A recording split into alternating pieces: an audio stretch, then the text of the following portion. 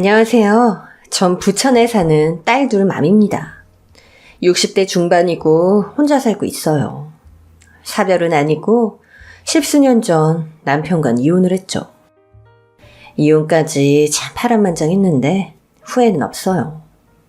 남의 눈에 눈물 나게 하면 자기 눈에 피눈물 난다는 말이 있잖아요. 억울한 일 끝에 누가 웃게 되는지 제가 겪은 바가 있어서 그 얘기를 해보려 합니다. 가난해도 행복한 집이 있잖아요. 전 그런 집에서 컸어요. 제가 장녀고 남동생 하나 있었는데 우리 부모님은 돈 버는 재주는 없어도 자식들은 따뜻하게 품어주셨죠. 그래서인지 낡은 운동화 하나로 몇 계절을 버텨도 자존심이 상하거나 그러지 않았어요. 친구들이 차별받고 컸다, 부모한테 상처받았다고 하면 솔직히 이해가 잘 안 되더라고요. 어떤 면에서 순진했던 것 같아요. 다 우리 부모님 같겠거니 생각한 거죠. 독한 부모 밑에서 자랐다면 잡초처럼 강하게 컸을까요? 분통이 터질 때면 그런 생각도 들었지만 내 자식들 키우면서 확실히 알게 됐습니다. 자식을 차별하면 뒤끝이 결코 좋지 않다는 것을요. 전 결혼해서 딸 둘을 연년생으로 낳았어요. 어려서부터 둘 다 똑똑하고 너무 예뻤죠. 힘든 결혼 생활을 버틸 수 있었던 것도 아이들 덕분이었어요. 쪼들리는 형편에 양배추로 김치를 담가줘도 얼마나 잘 먹는지 정말 소소하게 행복한 일들이 많았습니다. 그러나 경제적인 어려움은 늘 절 힘들게 했죠. 남편이 잘 다니던 회사를 나와 사업을 한다고 했을 땐 몰랐어요. 사업 체질이 따로 있다는 것도, 어려움을 견딜 만큼 강단이 있어야 한다는 것도요. 남편은 제가 큰애를 낳자마자 회사를 나와서 사업을 시작했어요. 결혼하고 딱 1년 만이었죠. 원래는 안정적인 대기업에 다녔는데 못 버티고 나오더라고요. 상사랑 대판 싸우고 제 발로 걸어 나온 거였어요. 하지만 사업이 그리 쉬운가요? 어느 날부턴 저한테 생활비도 주지 못하게 됐고 그 상황이 쭉 이어졌죠. 전 아르바이트를 2-3개씩 하면서 애들을 키웠습니다. 당시 사정을 아는 친구나 이웃은 고생 많다고 격려를 해줬는데 시댁에서 전 구박덩어리였어요. 이혼하기 전 시댁이랑 먼저 인연을 끊었는데 그때까지 전 아들도 못 낳는 쓸모없는 며느리였어요. 겪어보지 않으면 모른다는 말 있잖아요. 친정에선 생전 받지 못한 대접이라 처음엔 너무 당황스러웠어요. 아들을 낳지 않았다는 게 구박받을 일이라는 걸 쉽게 받아들일 수 없었습니다. 남편을 만난 건 어떤 모임에서였어요. 누구 대타로 나간 자리였는데 남편은 거기서 제일 숫기없고 말없는 남자였죠. 꽂아놓은 보릿자루처럼 앉아있어서 보는 저까지 불편하더라고요.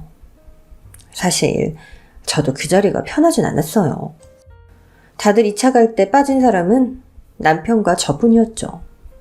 우린 같은 방향의 지하철을 타게 됐고 나중에 차나 한잔 하자는 약속을 하게 됐어요. 전 빈말로 알았다고 했는데 남편이 진짜 연락을 해왔더라고요. 남편은 공대 나와서 대기업을 다니고 있었고 어딜 봐도 무난했어요. 저 역시 평범한 대학 나와 회사를 다니고 있었고요. 만나다 사귀고 결혼까지 하게 됐는데 연애할 땐 몰랐습니다. 사귈 때 장점이었던 것도 결혼하면 단점으로 바뀔 수 있다는 것을요. 좋은 게 좋은 거라는 마인드가 책임 회피로 바뀌는 건 한순간이더라고요. 시어머니는 철저하게 장남이 최고고 아들이 최고인 분이셨어요. 물론 결혼 전에 눈치채지 못했습니다. 세상 교양 있게 행동하셨으니까요. 형님도 마냥 선한 사람처럼 보였어요. 그런데 둘 다 말하자면 연기를 한 거였어요. 못 모르고 결혼해서 딸들을 연년생으로 낳고 전 지옥을 경험하게 됐습니다. 남편은 형제 중 막내였고 아주버님은 결혼해서 아들 둘이 있었어요. 큰애를 임신했을 때 가족 모임이 있었는데 그때 어머님이 이런 말씀을 하셨죠. 육아용품은 다 파란색으로 준비해라. 우리 집은 아들만 낳게 되어 있어. 집안 유전자가 그렇다. 그러니까 딸 것은 쳐다보지도 말고 다 아들용으로 준비해. 네? 아직 뱃속 아기가 딸인지 아들인지도 모르는데 파란색으로 준비하라고요? 그래. 아니 내가 태몽도 꿨는데 딱 아들이야. 걱정할 거 없다. 웃으면서 말씀하시는데 좀 오싹하달까. 기분이 좋지 않았어요. 아들이니까 걱정할 거 없다는 말이 계속 거슬렸죠. 그때도 심각성을 잘 몰랐던 것 같아요. 그리고 우리 큰딸을 낳았는데 이상한 게 한두 가지가 아니었습니다. 시어머니는 아기 보러 병원에 오시지도 않았고 통화를 해도 반가워하지 않으셨어요. 게다가 출산한 지 일주일도 안 됐을 때 둘째 얘기부터 꺼내셨죠. 둘째는 언제 낳을 거니? 너 이번엔 대충 낳지 말고 준비 단단히 해서 낳거라. 준비요? 어머니, 저 출산한 지 일주일도 안 됐는데. 아이, 그러니까 미리미리 준비하라는 거 아니야. 내가 재영이한테도 단단히 일러뒀다. 아들 낳는 법 내가 차근차근 알려줄 때까지 어영부영 둘째 낳을 생각 하지도 말어. 그럼 끊는다. 전 기가 막혀서 남편을 붙잡고 물었습니다. 어머님이 하신 얘기가 대체 뭐냐고요. 남편은 얘기를 피하기만 하더니 나중에 한마디 하더라고요. 아, 엄마 원래 아들 좋아하잖아. 아, 그냥 흘려들어. 나도 대충 대답만 했어. 그래도 그렇지. 우리 첫 출산이고 아기가 이렇게 예쁜데 축하한다는 말 한마디 없이 너무하신 거 아니야? 우신다는 말도 없으시고. 기가 막히고 서운했죠. 딸이고 아들이고 생명은 다 소중한데 더구나 남편과 제가 낳은 첫 아이인데 이렇게 축하가 없을 수 있나. 황당하고 서운했어요. 친정 부모님과 남동생, 제 친구들까지 축하해주고 작게나마 선물도 보내주고 했는데 시댁에선 아무 소식도 없었죠. 형님과 아주버님도 마찬가지였고요. 나중에 상품권을 5만 원인가 보내셨는데 그게 다였어요. 서운했지만 그냥 넘어갔습니다. 애기 보는 것도 너무 정신이 없었거든요. 그때가 남편이 저 몰래 퇴사를 한 시기였어요. 딸 미애는 누워서 방긋방긋 웃는데 남편은 혼자 얼굴도 어둡고 말도 별로 없었죠. 혼자 방에 들어가 있는 시간도 많았고요. 저도 아기 낳고 힘든데 집엔 냉기만 돌았어요. 참다 한 번은 크게 싸우게 됐죠. 당신 정말 이래도 돼? 나 진짜 서운해. 말 시켜도 대답도 안 하고 웃지도 않고. 나 지금 산후조리 중이야. 우리 딸 나 혼자 만들었어? 어쩜 이렇게 무심할 수가 있어? 연경아, 잘 들어. 나 사실 회사 나왔어. 사업 준비 중이야. 그래서 너랑 아기한테 신경을 많이 못 썼다. 미안하게 생각해. 뭐? 회사를 그만두고 사업을 준비한다고? 당신 경험도 없잖아. 아니, 나한테 상의 한마디 없이 어떻게 이럴 수 있어? 아기도 태어났는데. 아, 송부장이랑 대판했어. 아, 그 자식이 영 재수없게 굴잖아. 그뿐인 줄 알아? 동료들이랑 사이도 안 좋고 치사하고 더러워서 내가 다닐 수가 있어야지. 이미 다 끝난 일이야. 넌 걱정 말고 애기나 봐. 다 내가 알아서 할게. 경험도 없는 사람이 덜컥 사업을 한다니 걱정부터 앞섰어요. 그렇지만 시어머니 반응은 달랐죠. 사내 대장부가 자기 사업도 해봐야 되지 않겠냐며 엄청 좋아하더라고요. 몇 개월 뒤 남편은 사업을 본격적으로 시작했고 기분이 좋아진 것 같았어요. 집 사려고 모은 돈에 대출까지 받아 회사를 차리더니 대표님 소리를 듣더라고요. 자기는 역시 리더를 하는 게 맞다면서 처음 몇 개월은 신이 나서 일하는 게 보였습니다. 저도 조금은 마음을 놓을 수 있었어요. 생전 그런 얘기 없더니 제주도로 여행을 가자고 했고 거기서 둘째를 갖게 됐죠. 설마 했는데 임신 테스트기에 2줄이 뜬 걸 보고 저도 많이 놀랐어요. 여보, 나 임신했어. 이거 봐, 2줄 맞지? 당신도 보이지? 이게 왜 이렇게 됐지? 왜 이렇게 되긴. 우리 제주도 갔을 때 생긴 것 같은데. 우리 미애도 아직 애기인데 벌써 동생 보게 생겼네. 기분이 얼떨떨하긴 하다. 그나저나 어머니한테는 어떻게 말씀드리지? 그냥 말씀드리지 말자. 괜히 벌쩍 건드리지 말고 가만히 있는 게 나을 것 같아. 엄마 한번 열받으면 나한테도 전화 100통 거는 거 알지? 그냥 나중에 알려드리자.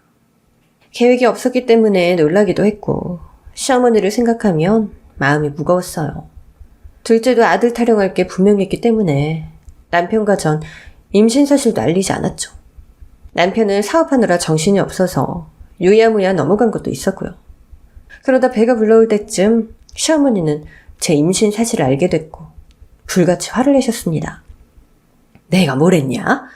둘째는 대충 낳지 말고 미리미리 준비해서 잘 낳으라고 했잖아. 아들 낳는 방법이 따로 있는데 그거 하나도 못 써먹고.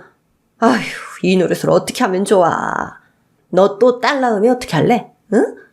재영이 대 끊어지면 어떻게 할 거야? 왜 그런 말씀을 하세요? 딸이면 어떻고 아들이면 어때요? 소중한 생명 예쁘게 키우면 되죠. 어머님 그런 말씀 하실까봐 제가 연락 안 드린 거예요. 이게 그렇게 화내실 일이에요? 정말 이해가 안 되네요.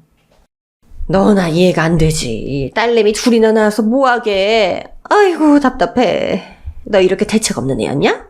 너 시애미를 무시하는 거야 뭐야? 아휴 폭장 터져 죽겠네. 그만 끊어라. 진짜 머리에서 지진이 나더라고요. 스트레스가 엄청났지만 뱃속 아이를 생각해서 가급적 어머니와는 연락하지 않고 지냈어요. 그렇게 낳게 된 둘째는 딸이었고 전 정말 기뻤지만 뒷일이 걱정되긴 했습니다. 그래도 세상에 나온 생명이고 이렇게 예쁜데 더 험한 말씀을 하실까 싶었어요. 그때까지도 전 어리달까 순진했던 것 같아요. 둘째도 딸이라는 게 알려지고 본격적으로 전 시댁에서 천덕꾸러기, 구박덩어리 신세가 됐죠. 명절이나 생신이라고 찾아가면 모멸감만 잔뜩 안고 돌아올 뿐이었어요. 주방일도 몽땅 제 차지였고요. 어머님과 형님, 아주버님과 시조카들은 거실에서 편하게 명절을 즐겼지만 전 아니었습니다. 부엌에서 애보랴 음식하랴 정신이 없었어요. 그 와중에도 시어머니의 막말은 계속됐죠. 이번엔 천을 좀 많이 붙이자. 넌 남아도 누님 줬다 뭐 할래? 아들 하나 못 낳고 기집애들만 줄줄이 낳아놓고서는 참 얼굴도 두껍다. 나 같으면 미안해서 집에 콕 박혀 있겠구만. 고개 바짝 들고 잘도 오는구나. 뭘 그렇게 잘해서? 어머니, 말씀이 너무 지나치시네요. 잘못한 거 많으니까 그럼 전 가볼게요. 아이고 저 말 안에 꼬라지하고는. 기분이 확 상해서 딸들 데리고 나가려고 하면 형님이 절 붙잡았어요. 동서 왜 그래? 이렇게 가면 어떡해? 어머니 모처럼 다 같이 모였는데 왜 그러세요? 전도 부치고 탕국도 끓이고 해야죠. 들어와 동서. 저기 장 봐놓은 거 있지? 얼른 재료 다듬고 손질해. 난 근처에 약속 좀 있어서 나가봐야 되거든? 그럼 부탁해. 어머니 저 다녀올게요. 저녁 때나 올 것 같아요. 그래 다녀와라. 여기 하나도 신경 쓰지 말고. 너도 바람 좀 쐬어야지. 실컷 놀다가 늦게 들어와라. 형님도 아들 낳은 유세가 대단했어요. 어머님이 대놓고 절 구박했다면 형님은 어머님을 뒤에서 조종했죠. 다 알고 있었지만 꾹 참고 그냥 일만 했어요. 제가 자존심이 없어서 명절 생신 때마다 갔던 건 아니었습니다. 저야 구박당하는 신세지만 애들한텐 할머니고 큰엄마 큰아빠인데 그 인연까지 끊을 필요는 없다고 생각했어요. 남편도 저한테 늘 이렇게 말했죠. 어머니 말 흘려들으면 아무 문제 안 된다. 너만 참으면 집안이 평화롭다. 그렇게 가스라이팅을 하면서 저랑 애들을 시댁에 끌고 갔어요. 마음 다잡고 할 도리만 하자고 하고 가도 시어머니의 막말을 들으면 속에서 천불이 솟았죠. 말도 안 되는 투집 잡기, 아내도 될 일거리 만들기가 시어머니의 주특기였어요. 이걸 넌 잡채라고 했니? 아이고, 채소가 골고루 들어가야 맛있지. 버섯을 왜 이렇게 많이 넣었어? 하나를 보면 열을 한다고. 내 말도 안 듣고 기집애를 둘이나 낳더니 음식하는 것도 좀 봐라. 수치멋대로 마음 내키는 대로 하니까 맛이 제대로 나겠니? 애들도 맛없다고 안 먹잖아. 다 버리고 다시 해라. 어머니가 아까 버섯 좀 많이 넣으라고 하셨잖아요. 아니, 버리긴 이걸 왜 버려요? 형님 애들만 안 먹지 저희 애들은 잘만 먹잖아요. 아까우니까 이건 제가 집에 가져갈게요. 그리고 애들 앞에서 자꾸 기집애 소리 하실 거예요? 그게 뭐 어때서? 별 트집을 다 잡네. 아이 그럼 잡채는 됐고 소불고기 좀 재워놔. 현재 현승이 갈 때 싸주게. 불고기는 저희 미애랑 미진도 좋아해요. 저희 것까지 넉넉히 할게요. 아이 기집애들이 고기는 먹어서 뭐해. 어릴 때 세모이만큼 먹더니 이번에 보니까 엄청 먹더라. 아이 그 먹성을 어떻게 당해? 우리 손자도 먹을 것도 없는데? 어머니 정말 너무하시네요. 아니 이젠 하다하다 음식 가지고 차별을 하세요? 미애 미진이도 어머니 손녀예요. 남한테도 이렇게는 못하겠어요. 아니 나 너무한 거 이제 알았니? 아이 소불고기 이리 줘. 내가 재우게. 네가 한 거 맛대가리도 없더라. 내가 현재 현승이 입맛에 맞게 재워서 다시 줘야겠다. 아니 저리 비켜. 더는 못 참겠네요. 저 더는 못 해먹겠어요. 저 이만 가볼게요. 어머님도 더는 우리 애들 볼 생각도 하지 마세요. 미애야 미진아 가자. 그날 전 꼭지가 돌아서 애들을 데리고 밖으로 나왔어요. 음식 가지고 차별을 하는데 진짜 미치겠더라고요. 하염없이 눈물이 흘렀습니다. 그걸 보고 애들이 제 눈물을 닦아줬어요. 엄마 울지 말라고, 할머니 못됐다고, 엄마 울려서 싫다고 하는데 정신이 번쩍 들더라고요. 할머니 싫어? 엄마랑 할머니 그러는 거 너희도 다 봤어? 그랬더니 애들이 고개를 끄덕이면서 슬픈 표정을 짓더라고요. 내가 호랑이 속을에 애들을 데려갔구나 싶어서 너무 미안했죠. 그 일을 계기로 앞으로는 절대 애들을 그 집에 데려가지 않겠다 마음먹었어요. 남편은 제 얘기를 듣더니 대번에 안 된다고 하더라고요. 전 또 한 번 눈이 뒤집혔죠. 늘 문제를 피하기만 하고 저한테 참기만 하라는 남편을 더 이상 견디기 힘들었어요. 당신 너무 무책임한 거 아니야? 왜 나만 당하고 있어야 돼? 어머니가 나한테 주는 모욕, 막말 왜 못 막아주는데? 난 그렇다 쳐. 우리 딸들까지 음식 갖고 차별받는데 당신은 분하지도 않아? 내가 막말했어? 왜 나한테 뭐라 그래? 그리고 엄마가 진짜 나쁜 감정으로 그랬겠냐? 넌 그거 하나 이해를 못해? 당신이 제대로 방어만 해줬어도 나 이렇게 속상하진 않을 거야. 형님도 똑같아. 우리 애들 자기 아들들이랑 같이 밥도 못 먹게 해. 우리가 무슨 노비야? 자기들이 양반이고? 다 같은 자식인데 왜 이렇게 차별을 해? 나 더 이상 못 참아. 애들 이제 안 데려갈 거니까 그런 줄 알아. 괜히 시끄럽게 분란 만들지 말고 하던 대로 해라 그냥. 하루 꾹 참으면 되는 걸 그걸 못 참고 일을 이렇게 크게 만들어? 엄마 화 엄청 났어. 형이랑 형수도 당신 버릇없다고 난리야. 그럼 내가 잘못했다는 거야? 분위기 네가 망친 건 사실이잖아. 도무지 말이 통하지 않았죠. 억울하고 분했지만 더 싸울 이유가 없었어요. 전 당장 결심한 걸 실행에 옮겼습니다. 명절이나 어머니 생신 때 딸들을 친정에 맡기고 혼자 갔어요. 하지만 전 며느리 노릇에 지쳐버린 상태였고 될 대로 되려는 심정이었습니다. 둘째 너 설거지 마저 하고 커튼 좀 빨아라. 깨끗해 보이는데 꼭 지금 빨 필요 없잖아요. 놔뒀다가 나중에 빨게요. 저도 힘들어요. 이게 어디 말대꾸를 파락파락해? 네가 뭘 다른 게 있다고 실미를 가르쳐? 건방진 것. 여러 말 필요 없고 커튼 싹 빨아놔라. 현승이 비염 있어서 먼지 날리면 큰일 나. 난 우리 큰애랑 백화점이랑 목욕탕 다녀올 테니까 저녁도 좀 싹 해놓고. 알겠냐? 어머님 옆에서 형님이 살살 약을 올리더군요. 그러게 동서 셋째 낳을 생각은 없어? 혹시 알아? 셋째는 아들일지. 뭐 아들 낳는 게 그렇게 쉬운 일은 아니지만.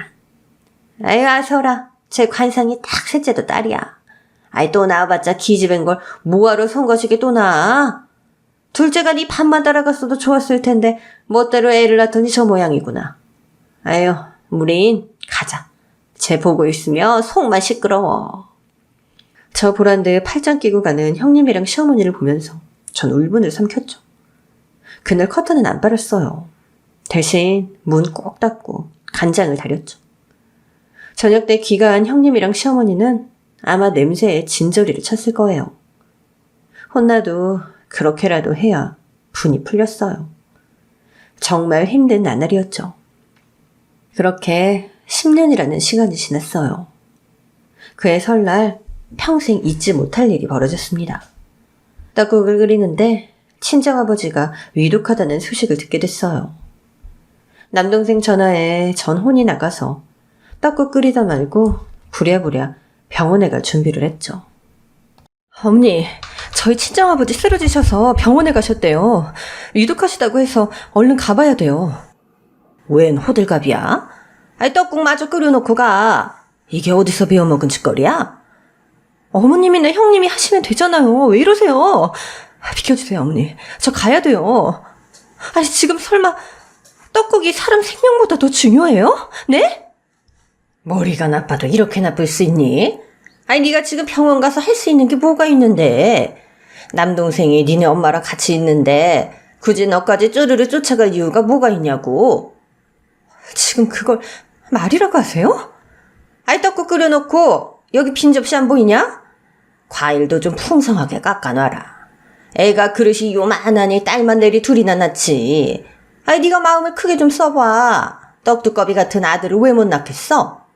그리고 저 세상 갈 때 된 사람은 가는 거다. 네가 열일 제치고 간다고 달라지는 게 있을 것 같아? 네까지 꽤 의사야 뭐야. 저 못해요. 가보겠습니다. 눈이 뒤집힌 그때 형님이 불난 집에 기름을 붓더라고요. 동서, 왜 그렇게 무례해? 어머님이 뭐 틀린 얘기하신 거 있어? 다 해놓고 가. 새해부터 우리 쫄쫄 굶으란 말이야? 진짜 책임감 없네. 정말 너무들 하시네요. 전 못해요.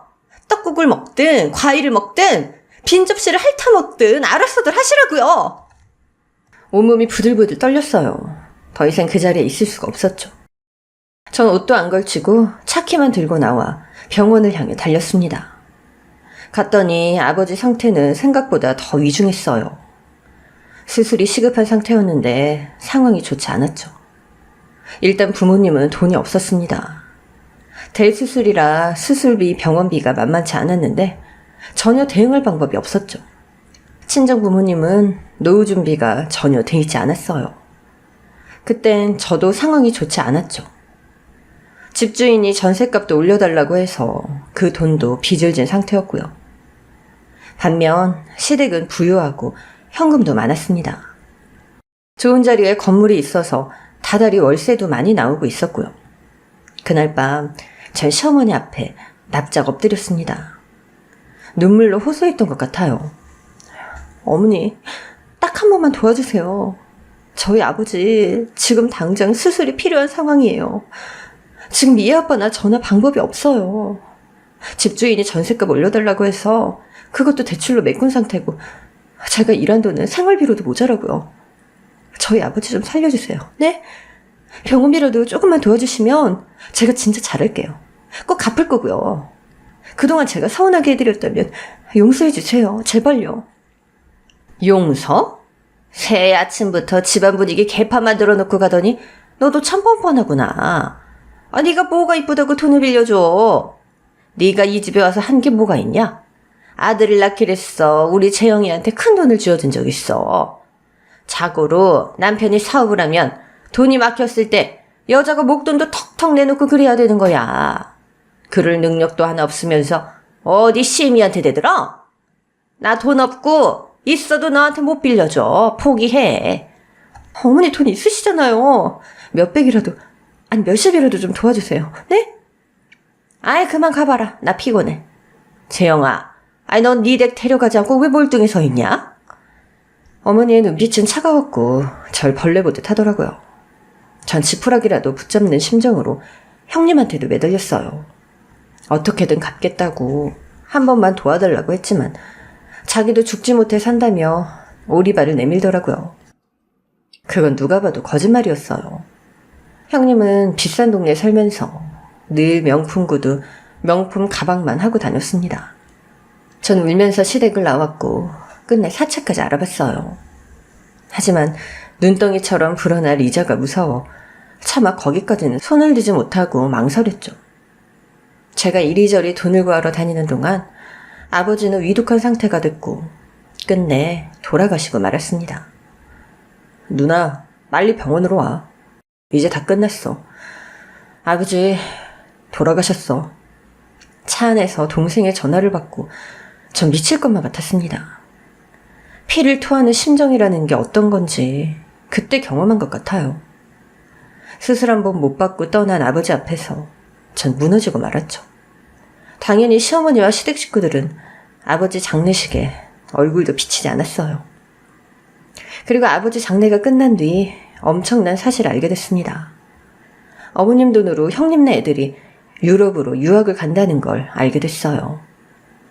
알아보니 우리나라에서도 부잣집 애들이나 보낼 수 있는 학교였고 그것 때문에 시어머니는 건물도 팔고 현금도 몽땅 전부 형님에게 줘버렸다는 거였습니다. 전 그 사실을 알고 이성을 잃었어요.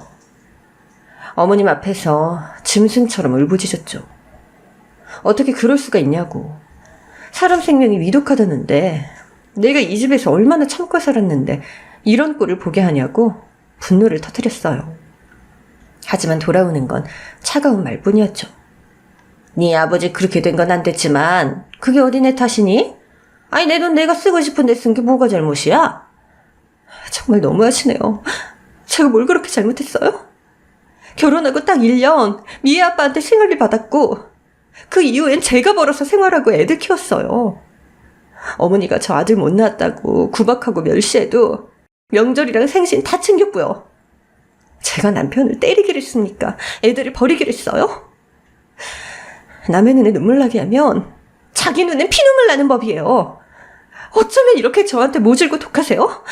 그 업보 어떻게 감당하려고요? 이제 저 볼 일 없을 거예요. 이렇게 마주보고 얘기하는 것도 끝난 것 같네요. 손톱만큼 남아있던 미운정마저 바닥이 나버렸죠. 시어머니 형님네와 인연을 끊겠다고 했더니 이번엔 남편이 난리를 치기 시작했어요. 제가 그러면 사업 어려울 때 어머니한테 어떻게 손을 벌리냐고 하더라고요. 전 기막혀서 이렇게 대답했죠. 사업해서 다 말아먹지 않았냐고. 현실을 똑바로 보라고 말했어요. 그놈의 사업병 좀 때려칠 수 없어? 당신 나한테 생활비 준 거 결혼하고 고작 1년이 다야. 그동안 내가 애들 키우고 돈 벌면서 얼마나 힘들었는 줄 알아? 어머님한테 돈 빌릴 수 있었으면 생활비를 빌려야지. 어차피 말아먹을 사업 자금을 빌리니? 내가 그렇게 당하고 사는데도 나서지 않은 게 결국은 다 돈 때문이었구나. 이게 가족이야? 당신이 그러고도 남편이냐고! 너 말 다 했어? 어머니 옛날 사람이잖아. 그것도 이해 못하고 꼭 나한테 이 난리를 쳐야겠냐? 난 네 남편이기 이전에 우리 엄마 아들이야. 네 그 유별난 성질 때문에 천년을 끊으라고 해? 돈줄 주고 있는 건 엄마인데 엄마 성질을 그렇게 긁어놓으면 어떡해? 남편에게도 오만정이 다 떨어졌고 제 마음은 차갑게 식어버렸죠. 이혼이라는 단어가 하루 종일 내리에서 사라지지 않았어요. 남편은 어머니 마음 풀어준다고 시댁에 가서 한동안 집에 오지 않더라고요. 오히려 마음이 편했습니다. 그 와중에도 딸들은 나무랄 게 없었어요. 힘든 알바를 끝내고 들어오면 딸들 방에 불이 켜져 있었죠. 공부하는 뒷모습을 보면 힘들어도 열심히 살자고 다짐하게 됐어요. 어떤 날은 씻고 나오면 밥이 차려져 있었고 밥을 먹으면 애들이 어깨도 주물러주고 과일도 입에 넣어주고 그랬습니다. 그 시간만큼은 세상을 다 가진 것 같았어요. 게다가 애들은 성적이 월등히 좋았고 둘 다 의대를 희망했어요. 엄마, 나랑 미진이 하고 싶은 게 똑같아. 우리 둘 다 의대 가고 싶은데 엄마 생각은 어때? 우리 딸들이 그런 생각을 다 했어? 엄마는 너무 기쁘지. 학교 다니는 내내 전교 1등만 하더니 진로를 그쪽으로 정한 거야? 응. 선생님들도 응원 많이 해주셔. 근데 우리 집 형편에 둘 다 의대에 가도 될까? 아이 그럼 엄마가 등록금은 어떻게든 마련해 볼 테니까 너흰 공부에만 전념해. 알겠지? 시간은 흘러 큰애는 입시를 치렀고 명문대 의대에 덜컥 합격을 했습니다. 딸이 합격 소식을 알리면서 저한테 와락 안겼어요. 눈물이 왈칵 솟더라고요. 하늘을 날아갈 때 기쁘면서도 한편 걱정이 되기 시작했어요. 등록금이 정말 만만치가 않았습니다. 사립의대의 등록금은 형편이 어려운 저희 상황에 감당하기 어려운 정도였어요. 여기저기 돈을 빌려보지만 택도 없이 모자란 상황이었죠. 전 고민이 깊은데 여전히 남편은 관심이 없었어요. 새로 또 무슨 사업을 벌인다고 사람을 만나느라 바쁘더라고요. 전 답답해서 어떻게 하면 좋겠냐고 물어봤죠. 그래도 애들 아빠니까 한가닥 희망을 걸었던 것 같아요. 미애 등록금 때문에 잠이 안 와. 설득해봤는데 대학 낮춰서는 안 가겠대. 장래 생각해서 꼭 좋은 대학 가고 싶다고 하는데 등록금이 한참 모자라네. 이제 더 돈 빌릴 곳도 없어.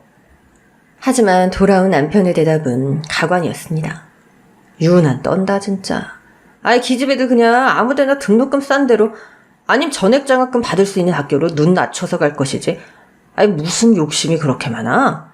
집안 형편을 알면 분수에 맞게 살 줄도 알아야지.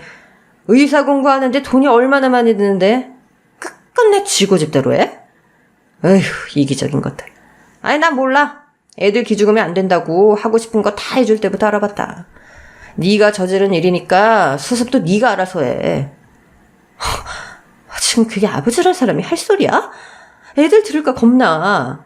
집안 형편 어려운데 이만큼 공부하는 게 어디 쉬운 줄 알아? 아니 잘했다고 하지 못할 망정 애들 탓을 어떻게 할 수가 있어? 당신은 미애 보기 부끄럽지도 않아? 남들은 돈을 쌓아놓고도 못 보내서 안달인데. 아이 쓸데없는 소리 하지 말고 조만간 사업 시작해야 돼서 집중해야 되니까 귀찮게 좀 하지 마. 이번엔 진짜 되는 사업이라고. 혹시 등록금 하려고 모아둔 돈 있으면 좀 내놔봐. 사업자금 모자라니까. 내가 미쳤냐? 그 돈 절대 못 줘. 당신도 정신 좀 차려. 이제 사업은 접고 일용직이라도 좀 나서보라고. 남편은 끝까지 절 실망시켰죠. 정말 가망 없는 인간이었어요. 그리고 며칠 후 뜻밖의 일이 벌어졌어요. 위애가 등록금 걱정을 하다 자기 친할머니를 찾아갔더라고요. 둘째가 절 붙잡고 그러더라고요. 언니가 친할머니 찾아간 것 같다고 해서 가슴이 덜컥 내려앉았습니다. 며칠 전 남편과 부부싸움 하는 걸 들은 모양이었어요.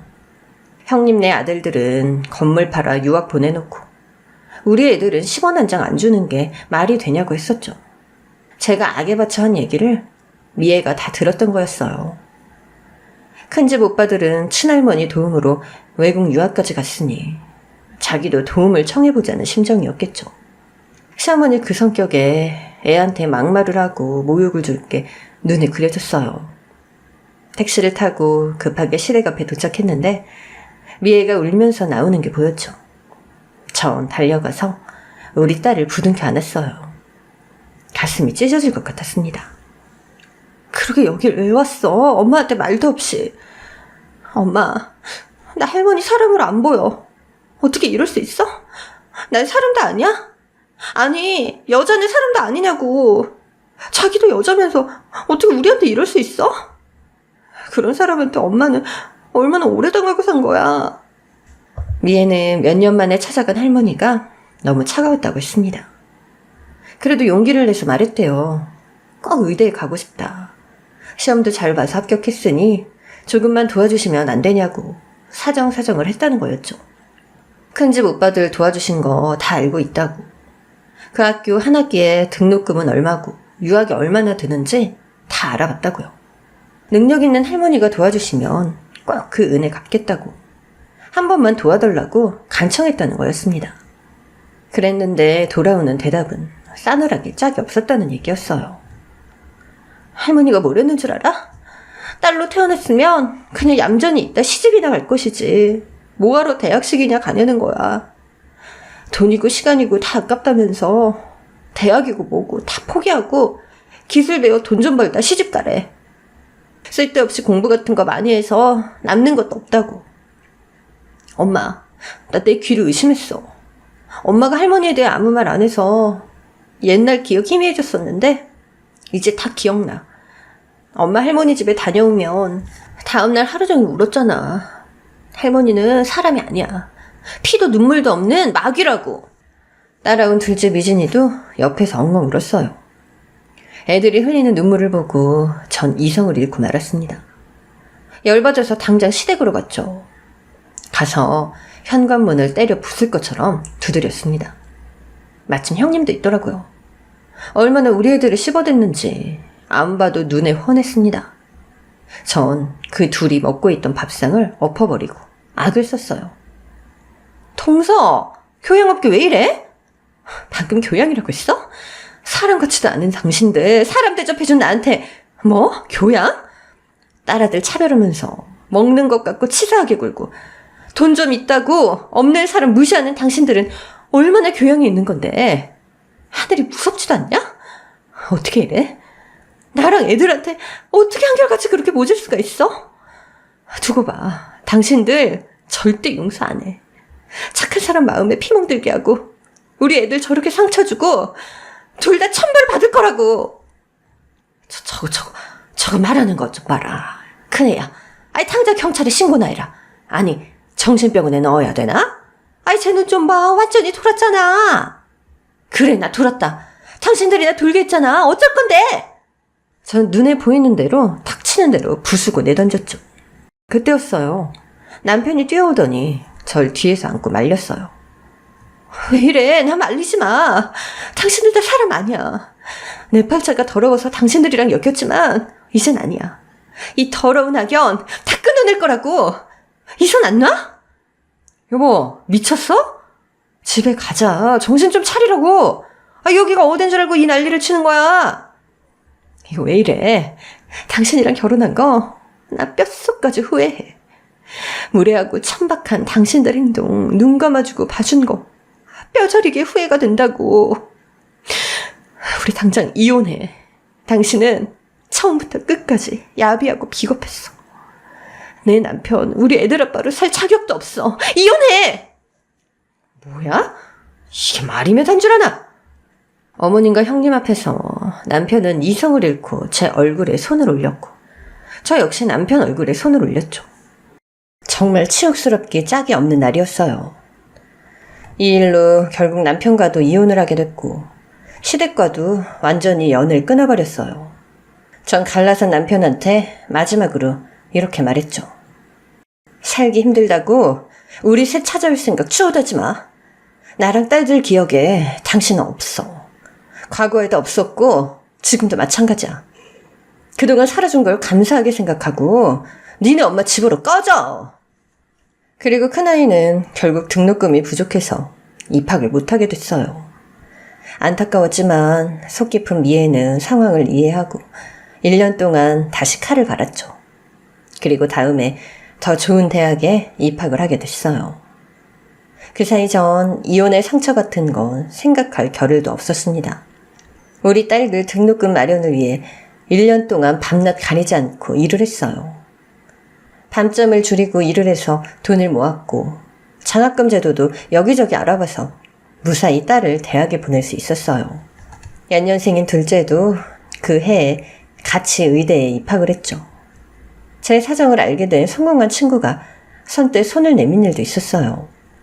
애들 등록금 일정 금액을 계속 도와주겠다고 해서 너무 기쁘고 감사했죠. 저나 딸들이나 이 은혜 잊지 않고 꼭 갚겠다는 결심이 확고했어요. 시댁과 남편과 연을 끊고 나니까 오히려 좋은 일이 생기는 것 같았습니다. 미애 미진이도 각자 의대 공부하면서 애를 많이 썼어요. 바쁜 와중에도 나름대로 용돈 벌 수 있는 일들을 찾아 조금씩 하더라고요. 가끔 외식이라도 하면 애들은 저 챙겨주기 바빴어요. 엄마 많이 드세요. 우린 엄마만 있으면 돼. 엄마가 이렇게 열심히 사는데 우리라고 게으름 피울 수 있겠어? 조금만 기다려줘. 고생 끝 행복 시작인 날이 곧 올 거니까. 우리의 바람은 현실이 됐고 15년 후 제 딸들은 유명 대학병원의 의사가 됐어요. 둘 다 자기 분야에서 인정받고 왕성하게 활동하게 된 거죠. 이렇게 되기까지 우리 셋이 똘똘 뭉쳐 정말 열심히 살았어요. 해마다 등록금을 도와줬던 제 친구 돈도 딸들이 다 갚고 생일 땐 큰 선물도 해주고 있고요. 돌아보면 참 기막힌 세월이었지만 그건 긴 터널일 뿐이었어요. 지금 미애 미진이는 둘이 같은 병원에서 일하고 있습니다. 전 가끔 애들 옷을 챙겨서 병원에 가곤 해요. 그런데 평온한 일상을 보내던 어느 날 15년 전 인연을 끊었던 전 시어머니를 애들 병원에서 우연히 보게 됐습니다. 한눈에 봐도 알 수 있었어요. 과거와 달리 많이 말라 있었고 환자복을 입고 있었죠. 무척 초췌한 모습이었습니다. 그분과 전 거의 동시에 눈이 마주쳤어요. 전 뒷걸음질을 쳤고 시어머니는 절 향해 달려왔어요. 그러더니 제 손을 덥석 잡고는 눈물을 글썽이는 거였습니다. 아이고 둘째야, 여기서 널 보다니 콧만 같구나. 나 아픈 거 알고 찾아온 거야? 아휴, 연락 받았구나. 혼자 있으려니 서럽고 힘들었는데 와줘서 고맙다. 정말 고마워. 순간 온몸에 소름이 쫙 끼쳤어요. 10수년 넘게 안 보고 살았지만 과거의 일들이 고스란히 떠올랐죠. 전 시어머니의 손을 매섭게 뿌리쳤어요. 언제 그렇게 다정한 사이였다고 이러는 건지 황당하게 짝이 없었죠. 뭔 소리야? 왜 남의 손을 잡고 그래요? 내가 아프다는 얘기 듣고 온 거 아니니? 처음 듣는 얘기예요. 여기 온 건 우리 미애랑 미진이 갈아입으러 주려고 온 거예요. 여기 근무하는 의사라서요. 마주치지 않았으면 좋았을 텐데 제가 운이 없었네요. 제 날선 반응에 시어머니 눈빛이 달라졌어요. 바로 절 깎아내리고 비아냥대기 시작했죠. 아무리 내 앞에서 잘나 보이고 싶어도 그렇지. 아이 그런 새빨간 거짓말을 해? 아이 설마 기집애들이 이런 큰 병원에서 근무하려고? 시애미도 팽개친 천하에 몹쓸 것 같으니라고. 네 주제에 무슨 의사 자식을 둬? 제가 한마디 하려는 순간 누가 제 팔을 잡았어요. 딸들이 제 연락을 받고 같이 2층으로 내려온 거였죠. 엄마, 상대하지 마. 딸들은 저와 시어머니 사이를 가로막았죠. 시어머니는 딸들 흰 가운에 달린 명찰을 보고 깜짝 놀라더라고요. 그러더니 애들 팔을 잡고 늘어졌죠. 아이 미애야, 미진아, 할머니야. 할머니 못 알아보겠어? 딸들은 시어머니 손을 뿌리치더니 절 데리고 자리를 떴습니다. 어떻게 시간이 지나도 똑같냐고. 엄마랑 우리 무시하는 소리 다 들었다면서 기막혀 하더라고요. 애들은 오히려 절 위로했어요. 자기들은 괜찮으니까 앞으로 웬만하면 병원에 오지 말라고도 했죠. 할머니랑 마주치지 말라는 뜻에서요. 그 이후 시어머니가 딸들 번호로 계속 전화를 하기 시작했어요. 하루는 큰애가 집에 와서 자고 있는데 미친 듯이 핸드폰이 울려서 제가 받았습니다. 병원에서 온 건가 싶어 받았는데 시어머니였어요. 왜 자꾸 애들한테 전화하고 괴롭혀요? 다 끝난 인연인데 왜 자꾸 이러냐고요? 둘째야, 아니 너 왜 이렇게 모질어졌니? 내 얘기 좀 들어봐. 일정을 생각해서 전화 끊지 마라. 왜요? 그렇게 아끼는 형님네 아들들이나 챙기지 왜 우리한테 전화를 하고 난리냐고요?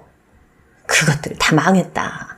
애들은 유학 가서 사고만 치고 그걸 수습하느라 돈이 또 억수를 들었어.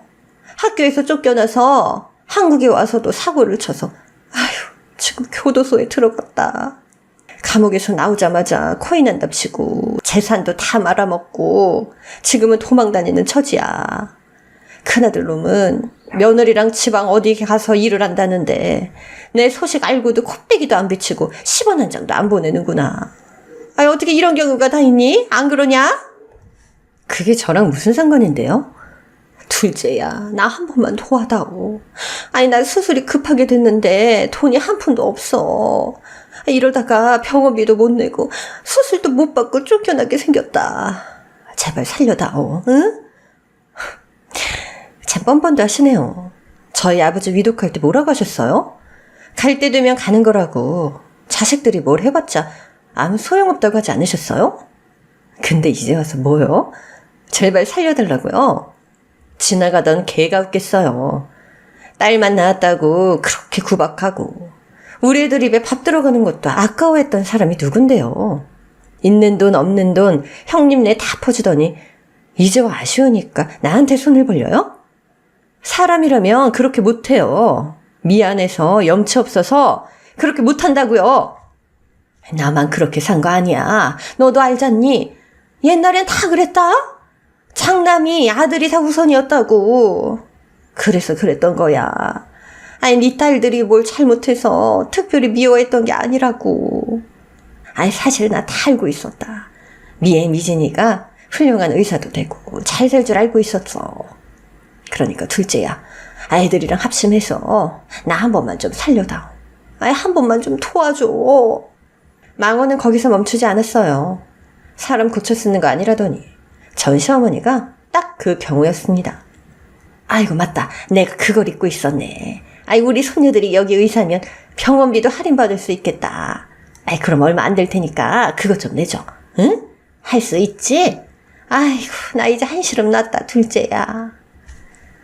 통화를 하는 사이 딸들이 제 곁으로 다가왔어요. 미애가 통화를 스피커폰으로 돌렸고 대화 내용을 함께 듣다가 화를 내기 시작했습니다. 이봐요 할머니, 뭔 개소리를 하는 거야 지금. 노망냈어요? 당신이 우리한테 어떻게 했는데 이제 와서 목숨 구구를 해요? 나 똑똑히 기억하고 있어요. 내가 제발 등록금 한 번만 도와달라고 할머니 앞에서 울 때 뭐라 그랬어요? 기집애가 쓸데없이 많이 배워서 뭐하냐고. 얌전히 있다가 시집이나 가라면서요. 큰돈 들인 오빠들한테 버림받고 이제 와서 우리한테 덕 보려는 게 말이 돼요? 미진이도 한마디 하더라고요. 자기들은 할머니 없다 생각한 지 오래됐다고. 엄마 괴롭히지 말라고요. 전 애들을 방에 들여보내고 통화를 끝내려고 했어요. 내가 뭘 했어요? 남의 눈에 눈물 나게 하면 자기 눈엔 피눈물 나는 날 올 거라고 했죠? 기집애들 가르쳐서 뭐하냐고 돈 낭비하지 말라면서 왜 이제 와 우리 애들한테 목숨을 걸어요? 형님네 아들 형제 좋은 거 먹이고 입히고 유학까지 보내주면서 우리 애들한텐 싹스가 노랗다고 했죠? 그때도 우리 애들 전교 1등하고 있었는데 그 잘난 형님네 애들보다 더 잘 나갔던 거 일부러 부정하고 깎아내렸으면서 이제 와서 왜 이래요? 우리 애들 더 괴롭히지 말고 포기해요. 전화번호 오늘 당장 바꿀 거니까 전화해도 소용없을 거예요. 당신 인생 당신이 알아서 마무리 지어요. 알겠어요? 아휴 미안하다 둘째야, 잘못했어. 제가 전화를 끊으려는데 갑자기 미애가 핸드폰을 갖고 갔어요. 그러더니 아주 세기를 박았죠. 이봐요 거기 할머니, 노망났나 본데 정신과나 한번 가보던가. 병원비 없으면 이 병원에서 빨리 사라져. 당신 같은 진상 때문에 진짜 도움 필요한 환자들이 입원도 못하고 있거든? 뻘소리 나불거릴 시간 있으면 어디 알바라도 뛰던가. 또 한 번 내 눈에 보이고 우리 엄마 괴롭히면 그땐 내가 나서서 쫓아냅니다. 알았어요? 그날 이후 자네들은 시어머니의 소식은 비참하게 짝이 없었어요. 결국 업무과의 압박에 병원에서 나가게 됐다는 거였죠. 병원비, 입원비 누구 하나 도움 주는 사람이 없었던 거였습니다. 추후에 들은 소식은 다른 병원에서 수술을 받긴 했지만 아들들, 큰며느리, 손자들 누구 하나 돌봐주지 않아서 혼자 투병하다 쓸쓸히 죽었다는 거였어요. 같은 하늘 아래 똑같이 여자고 엄마면서 어떻게 그럴 수 있었는지. 아무리 많은 시간이 지났어도 시어머니의 언행은 도무지 이해가 안 되네요. 끝까지 가족을 챙기지 않은 남편도 마찬가지고요. 지금은 그들과 완전히 남이라는 게 너무 평온하고 행복할 뿐입니다. 지금 전 딸들과 안정된 하루하루를 보내고 있어요. 딸들은 하고 싶은 일 실컷 하면서 연애도 자유롭게 하는 눈치입니다. 저와 딸들의 노력이 결실을 맺은 것 같아서 참 감사하고 기뻐요. 앞으로도 지금처럼만 건강하고 행복하게 살면 더 바랄 게 없겠네요. 제 이야기는 여기까지입니다. 여러분도 원하는 일이 있으면 최선을 다해보세요. 꼭 좋은 일이 있을 거예요.